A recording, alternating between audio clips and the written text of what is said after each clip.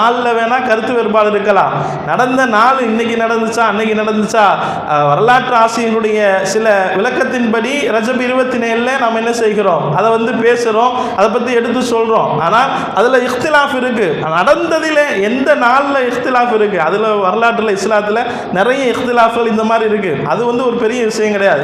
இஃப்திலாஃபை மட்டும் நாம் எடுத்துக்கிட்டு ஒரு விஷயத்தை நாம் என்ன செய்யக்கூடாது, கையாளக்கூடாது. இதில் இருக்கிற பாடங்கள் என்ன, இந்த நிகழ்வு நமக்கு தருகின்ற படிப்பினைகள் என்ன, தொழுகையை வாங்கி வந்த இந்த மேராஜில் தொழுகை நம்மிடத்தில் எப்படி இருக்கிறது அப்படிங்கிறதெல்லாம் என்ன செய்யணும், நாம் சிந்திக்க கடமைப்பட்டிருக்கிறோம். அந்த அடிப்படையில் தான் நாம் என்ன செய்கிறோம், மேராஜ் அப்படிங்கிற அந்த நிகழ்வை, ரசூலுடைய வாழ்க்கையிலே நடந்த ஒரு பேர் அற்புதமான அந்த நிகழ்வை, அந்த வரலாற்றை உள்ளத்தில் நாம் பதிய வேணும். அவர்கள் பார்த்து வந்த அந்த காட்சிகள், அவர்கள் பார்த்துட்டு வந்த அந்த விஷயங்களின் மூலமாக படிப்பினங்களை எடுத்துக்கொண்டு நம்முடைய வாழ்க்கையிலே சீராக்கி கொள்ள வேண்டும் என்பதற்கு தான் அதுக்காகவே என்ன செய்கிறோம், சரியான